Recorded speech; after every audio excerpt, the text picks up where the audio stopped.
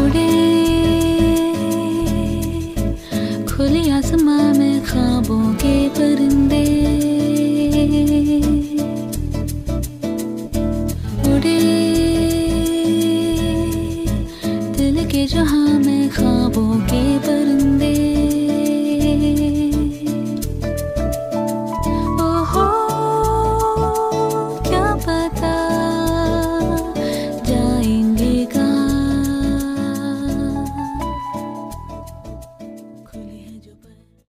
Good morning. আমরা এখন breakfast করছি, এখন রয়েছি ব্রেকফাস্ট রুমে। আমরা এখন আমাদের ব্রেকফাস্ট করছি, এরপর বেরোবো আল্টার জন্য। একটু সিটি ট্যুর করে নেবো বাসেই, কারণ কালকে রাতে অলরেডি আমরা হেঁটে সিটি ট্যুরটা করে নিয়েছিলাম, তো বাসেই একবার জাস্ট আরেকবার ঘুরে নেবো, তারপরে চলে যাবো আল্টার দিকে। এখন দেখিয়ে দিই আমাদের আজকের ব্রেকফাস্টে কী কী আছে। মোরলেস সেম, তাও প্রতিদিনের ডিউটির মতো আমি আবারও আর একবার দেখিয়ে দিচ্ছি আজকে কি কি ব্রেকফাস্টে আছে। চলো দেখে নেওয়া যাক। এটা হচ্ছে হার্ড বয়েলড এগ, এটা সফট বয়েলড এগ, এখানে আছে বিনস, এটা হচ্ছে পর্ক সসেজ, এটা হচ্ছে স্ক্র্যাম্বলড এগ, এটা হচ্ছে ওটমিল। এটা খেতে খুব ভালো ছিল, এটা একটা নতুন জিনিস দেখলাম, tomato with cheese and pesto. এটা হচ্ছে বেকন, এখানে পোচ আছে, এখানে স্প্যানিশ অমলেট আছে, এখানে প্যানকেক আছে, এখানে বিভিন্ন ধরনের সস, এখানে বিভিন্ন ধরনের সিল্ড, এটা আছে ক্যাভিয়ার, এবং এটা একটা বেলুগা মাছের ডিম থেকে এটা তৈরি হয়, এবং এটা ভীষণ কস্টলি, এবং যদি এটা খুব এক্সোটিক জিনিস হয় তখন এর দাম কোটি টাকা অবধি যেতে পারে, এরকমই ব্যাপার। এটা এখানকার নর্মাল, কিন্তু এটা বিভিন্ন কস্টলি এবং প্রায় লাখ টাকা কোটি টাকা উপর এর দাম নাকি শুনেছি যেতে পারে এই ক্যাভিয়ার। এটা বেলুগা মাছের ডিম থেকে এই পেস্টটাকে তৈরি করা হয়, তো একটু টেস্ট করে দেখি।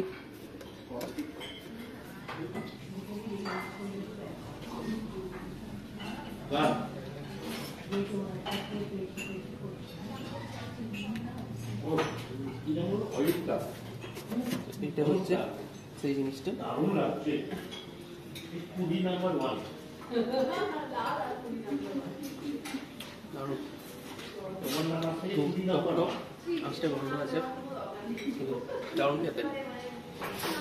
এখানে ছোট টমেটো স্যালাড, এখানে সাওয়ার ক্রিম, এখানে স্ট্রবেরি আর ব্যানানা ছিল, শেষ হয়ে গেছে।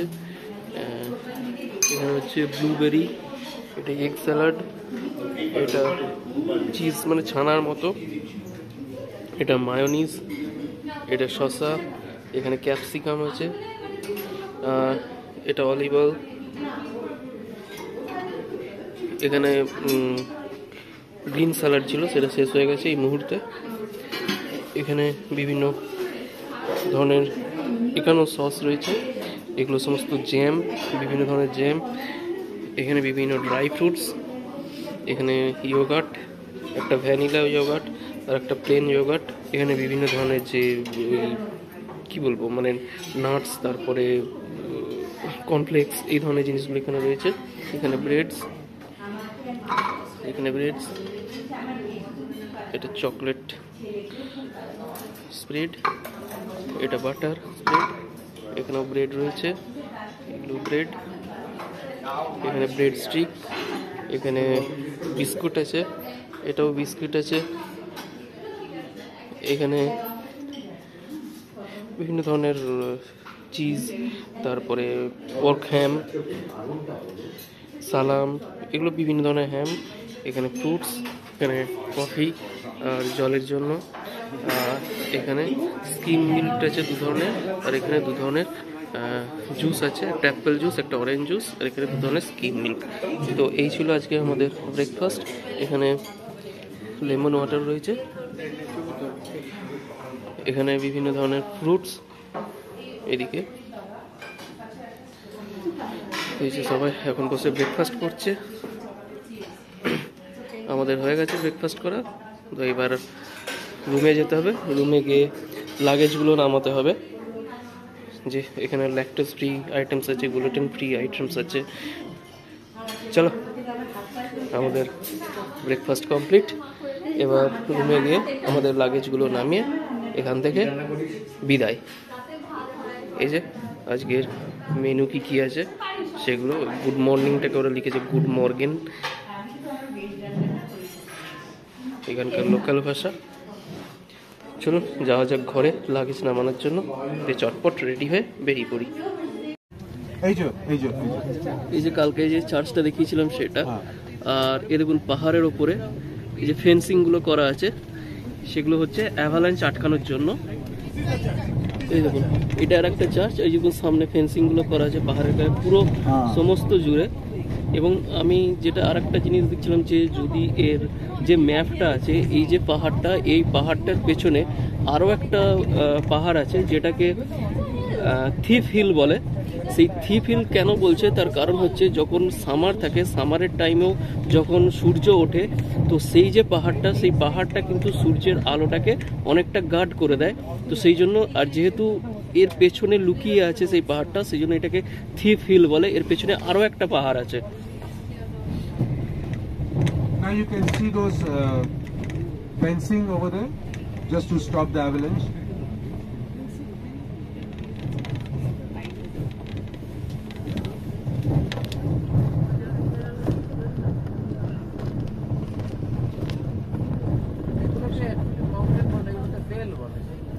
बोले फेल FELL फेल अच्छा ओके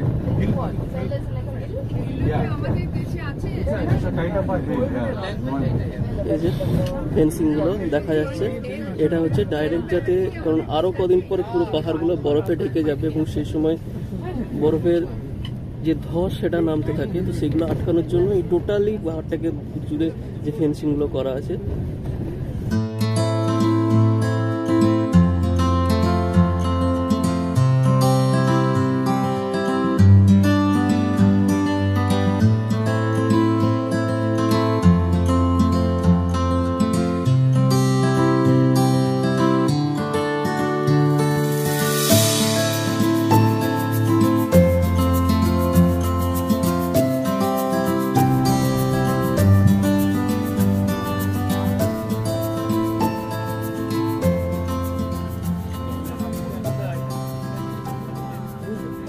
চলে এলাম আমরা একদম সমুদ্রের ধারে।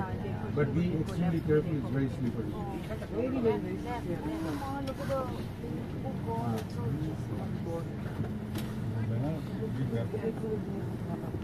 So we have come to Marriott Stoughton, almost end of Hammerfest. That is the spot. This is the one. Okay, we can stand here and take a photo. সামনে দেখুন কি সুন্দর সিনারিটা।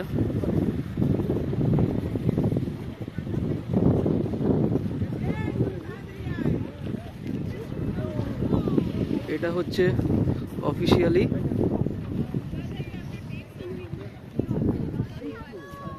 মেরিডিয়ান স্টোটেন। এটাই হচ্ছে মেরিডিয়ান স্টোটেন, যেটা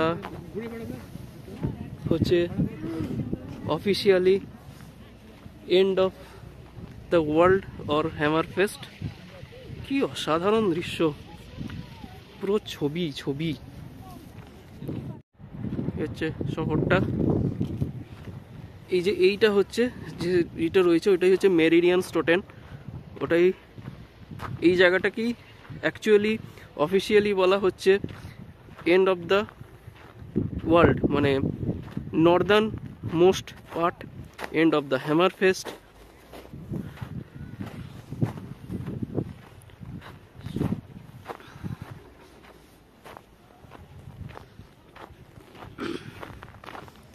এখানে এর হিস্ট্রি দেওয়া আছে, এই যে এর হিস্ট্রি।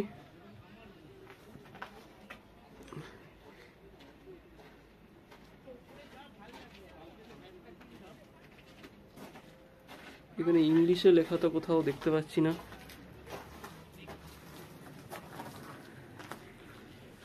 তাহলে চলো ওপরে যাওয়া যাক মেরিডিয়ান স্টোটেনের কাছে, এবং সেখান থেকে আমরা যে ওয়ার্ল্ডের এন্ডে এসে পৌঁছেছি, তার একটা মুহূর্ত আমরা ক্যাপচার করে নিয়ে আসি। সিঁড়িটা কিন্তু হিটেড আছে, যার জন্য কোনো বরফ জমা নেই, এবং এখান থেকে একটা অসাধারণ লুক, মানে ক্যালেন্ডার যেন হার মেনে যাবে। কি অপূর্ব, কি অপূর্ব।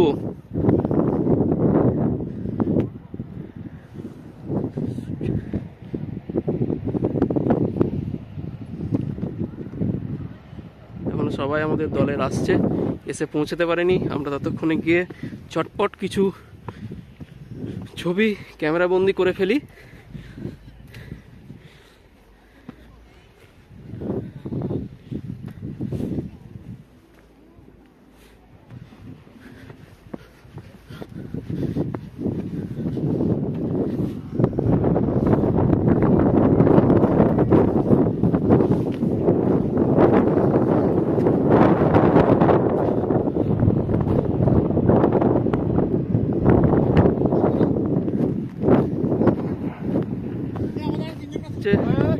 সে মেডিয়ান টোটেম,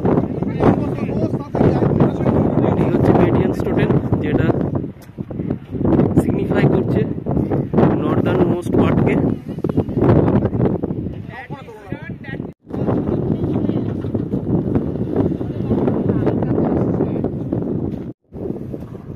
সুতরাং আমরা পৌঁছে গেছি last point of Hammerfest, northern most part of the world.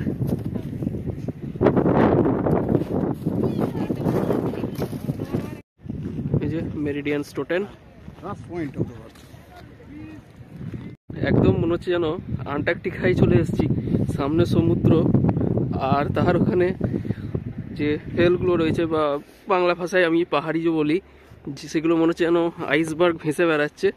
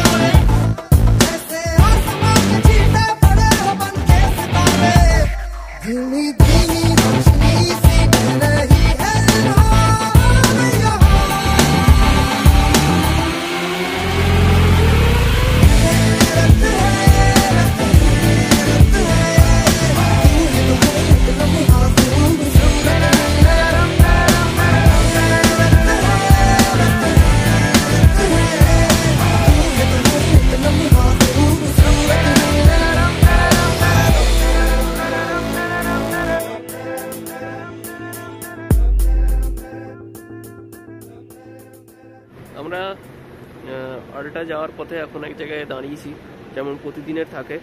মোটামুটি 1-1.5 ঘন্টা পরে একটা টয়লেট ব্রেকের জন্য এবং কফি ব্রেক, টি ব্রেক চাও একটা নেওয়ার জন্য। তো এখানে এখন আমরা দাঁড়িয়েছি, এটাও একটা পেট্রোল পাম্প। এই পেট্রোল পাম্পে এখন আমরা দাঁড়িয়েছি যে যাদের যাদের ইউজ করার দরকার আছে, কারণ অনেকেই আছে আমাদের সাথে, অনেকে সিনিয়র পারসনস আছে যাদের একটু এটা দরকার থাকে 1-1.5 ঘন্টা পর পর, এমনকি আমাদেরও অনেক সময় প্রয়োজন হয় সেটা। তো সেই জন্য আমরা এখন এখানে দাঁড়িয়েছি। তো এরপরে আমরা আবার যাব অল্টার দিকে, অল্টার মিউজিয়াম আমরা ভিজিট করব। এবার ব্যাপার হচ্ছে অল্টার মিউজিয়াম আমরা যখন পৌঁছাবো এমনি একটু লেট হয়ে যাচ্ছে, তো দেখা যাক কতক্ষণে আমরা পৌঁছতে পারি, কারণ ওখানকার একটা নির্দিষ্ট টাইমিং আছে, সেই টাইমিংয়ের পর আর এন্ট্রি দেয় না। এবং সব থেকে বড় কথা হচ্ছে যদি অন্ধকার হয়ে যায় সেখানকার কার্ভিংসগুলো আমরা দেখতে পাবো না, এটা হচ্ছে সব থেকে বড় প্রবলেম। তো যতটা তাড়াতাড়ি সম্ভব। এবার প্রবলেম হচ্ছে এখানে আবার টয়লেটগুলো সব বন্ধ আছে, বোধহয় মনে হচ্ছে বাসেই ফিরে যেতে হবে। এখানে বিভিন্ন স্নো মোবাইলগুলো রাখা আছে, স্নো মোবাইল পুরো স্নোতে ঢেকে আছে। এই যে এখানে সমস্ত স্নো মোবাইলগুলো রাখা, তার মধ্যে এটা একটু পরিষ্কার আছে।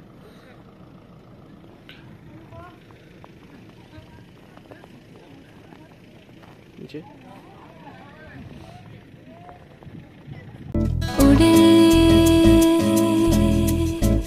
खुले आसमां में ख्वाबों के परिंदे, उड़े दिल के जहां में ख्वाबों के परिंदे। ओहो क्या पता जाएंगे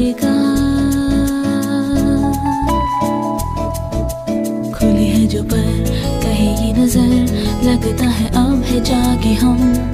फिक्रें जो थी पीछे रह गई, निकले उनसे आगे हम। हवा में बह रही है जिंदगी,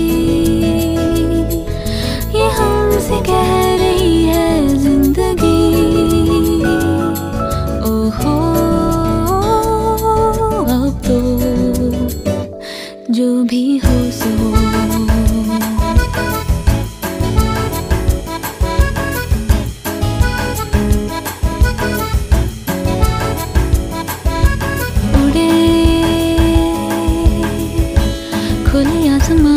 ख्वाबों के परिंदे, उड़े दिल के जहां में ख्वाबों के परिंदे। ओहो क्या पता जाएंगे कहाँ, किसी ने छुआ फिरते हैं महके महके हम। हुई है कई बातें नहीं जब है ऐसे बहके हम। हुआ है यूं कि दिल पिघल गए, बस एक पल में हम बदल गए। ओहो अब तो जो भी हो सो हो।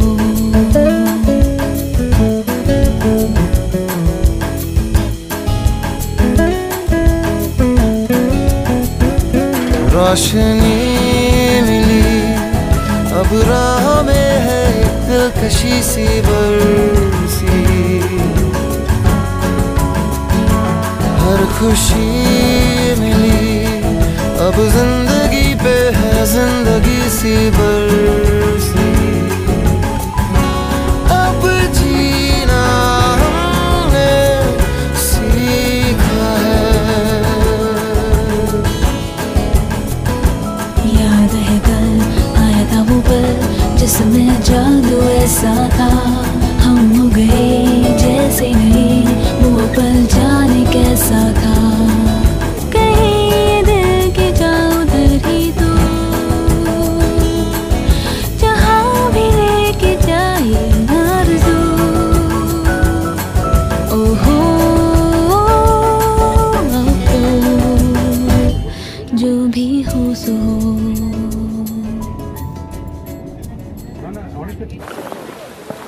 আমরা এখন এসে পৌঁছালাম অলটাতে এবং এখন বাজে হচ্ছে 1:30 মতো।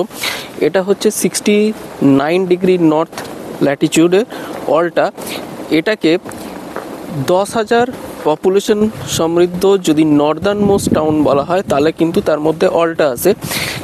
হ্যামারফেস্ট হচ্ছে Northern most town with population above 5,000, আর অলটা হচ্ছে Northern most town population with above 10,000। আর এখানে আমরা এখন রয়েছি অলটা মিউজিয়ামে। এই যে আমার পেছনে রয়েছে অলটা মিউজিয়াম। এই অলটা মিউজিয়াম হচ্ছে ইউনেস্কো ওয়ার্ল্ড হেরিটেজের আন্ডারে।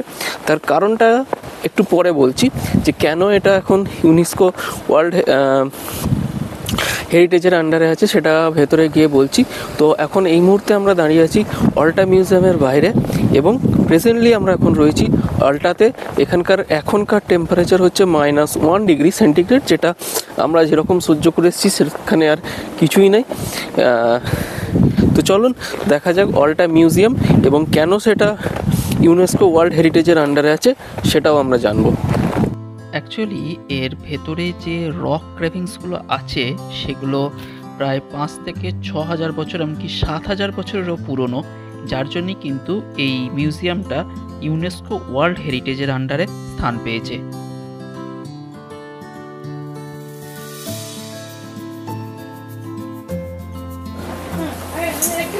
ঢুকে পড়লাম অলটা মিউজিয়ামের ভেতরে।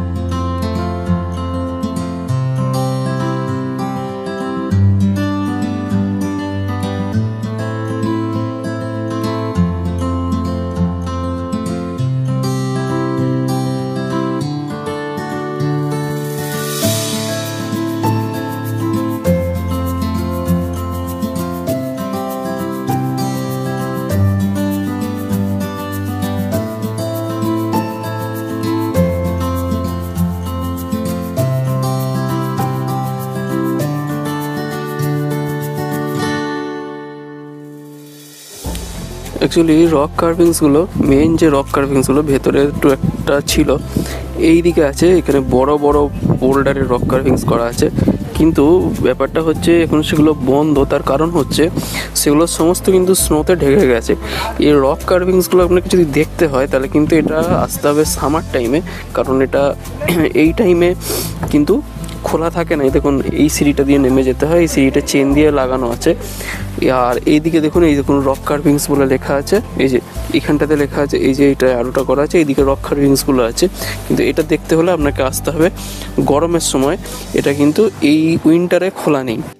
এখানে বিভিন্ন জায়গায় এখানকার বিভিন্ন মানুষের যে কালচার সেই রিলেটেড অনেক কিছু রাখা আছে, এবং পাথরের ওপরেই খোদাই করে করে বিভিন্ন রকম চিত্র। এই যে এটাও কিন্তু একটা পুরো পাথরের চাই, তার ওপর বিভিন্নভাবে ডিজাইন করে এটাকে তৈরি করা, এবং বিভিন্ন ধরনের পেন্টিংস এখানে রয়েছে।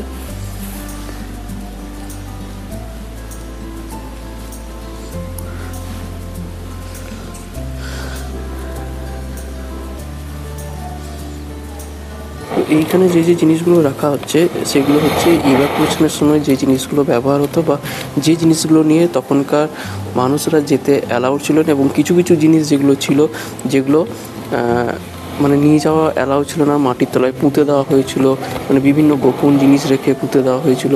কিছু মানুষের ছবি আছে যারা ইভাকুয়েশনের সময় সেই জিনিসটাকে সাপোর্ট করেনি, তাই তাদেরকে বন্দি করা হয়েছিল। এরকম বিভিন্ন জিনিস এই জায়গাটাতে রাখা আছে, এবং সেটাই এখানে লেখা আছে। আশা করি বুঝতে পারলেন।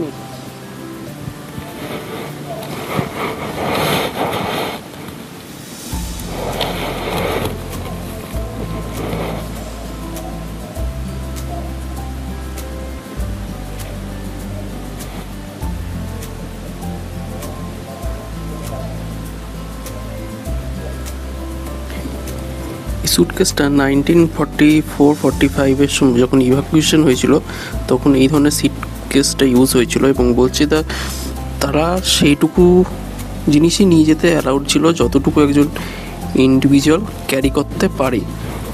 অ্যাকচুয়ালি সেই সময় জার্মানদের স্ট্রিক্ট রুল ছিল যে কেউ রেডিও শুনতেও পারবে না, বা কারো রেডিও থাকাও চলবে না। তো সেই জন্য যখন জার্মানরা রিট্রিট করছিল তখন এই রেডিওটাকে একটা চামড়ার মধ্যে মুড়িয়ে সেটাকে মাটির তলায় পুঁতে দেওয়া হয়েছিল, এবং পরে ভবিষ্যতে এটাকে রিট্রিভ করা হয়েছে।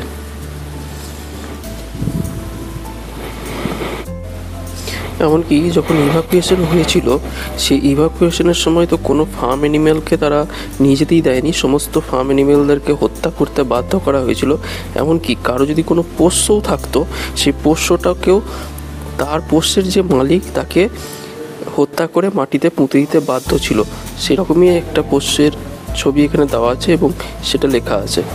এই যে বক্সটা দেখছেন এতে অনেক প্রাইভেট ডকুমেন্টস ভর্তি করে এটাকে মাটির তলায় পুঁতে দিয়ে লুকিয়ে রাখা হয়েছিল, কিন্তু পরে এটাকে উদ্ধার করা হয়েছে। এটা সেরকমই একটা ট্যাঙ্ক।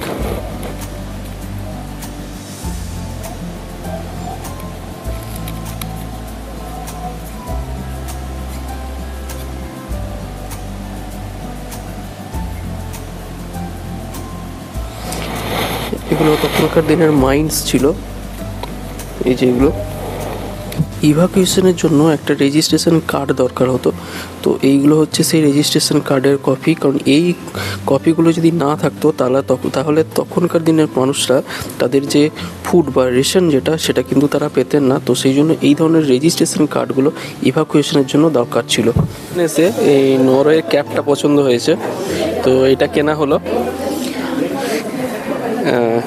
এটার দাম হচ্ছে 159 নরওয়েজিয়ান ক্রোনা। নক 159 নক মানে হচ্ছে 1215 টাকা মতো, মানে এক নক মানে হচ্ছে 7.64 INR। এক নক মানে 7 টাকা 64 পয়সা। তো হয়ে গেল আমাদের আজকে মিউজিয়াম ঘোরা। এবার নেক্সট গন্তব্যে যাব।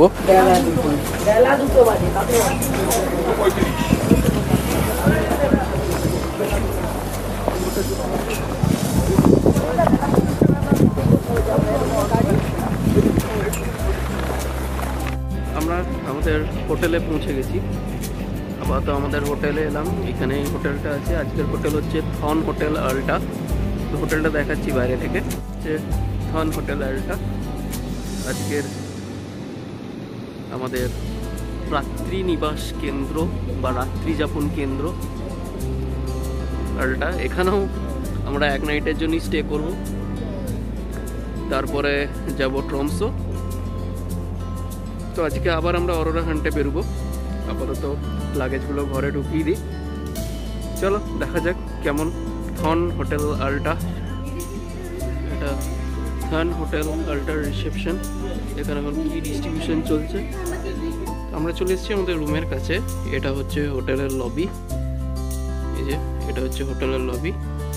আর এটা আমরা যে হ্যামার ফেস্টে ছিলাম থন হোটেলস, ওদেরই আর একটা প্রপার্টি এটা। এটার নাম হচ্ছে থন হোটেলস আল্টা। তো আমাদের রুম নাম্বার 314। চলো দেখাই রুমটা। একই মোটামুটি ওইটার এটা সেম। এখানে ঢুকেই একটা সেম ছাতা যেমন ওখানে ছিল। এখানে ব্যাগ রাখার জায়গা, এখানে তাক, এখানে লকার, এটাতে বোধহয় ইস্ত্রি থাকবে, হ্যাঁ আয়রন। এখানে একটা মিরর, এখানে একটা বড় দরজা আছে, কেন জানি না, এটা চেষ্টা করলাম খোলা যাচ্ছে না। ওইদিকে কিছু হয়তো রুম ফোম থাকবে সেই জন্য দিয়েছে। একটা বড় মিরর, এখানে টিভি, এখানে বসার জায়গা, এখানেও একটা মিরর, এখানে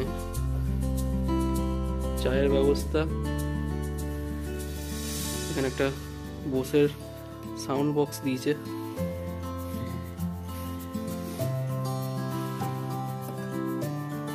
এখানেও তাই চার্জার। কার্টেনের পেছনে অন্ধকার, কিছু দেখা যাচ্ছে না।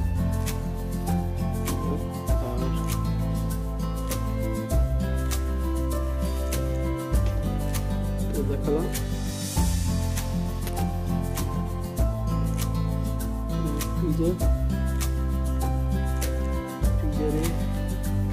ফ্রিজারে এখানে অনেক কিছুই দিয়েছে। পেপসি, দুটো বিয়ার দিয়েছে, চিপস, কাজু নাট, অনেক কিছুই দিয়েছে খাওয়ার জন্য। ঠিক আছে, ট্রাই করে দেখা যাবে।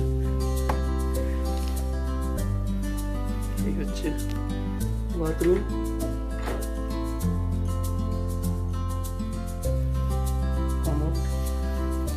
বেসিন, বড় আয়না, মোটামুটি মোরলেস সেম একই। এটা স্নান করার জায়গা, পার্টিশন করা আছে।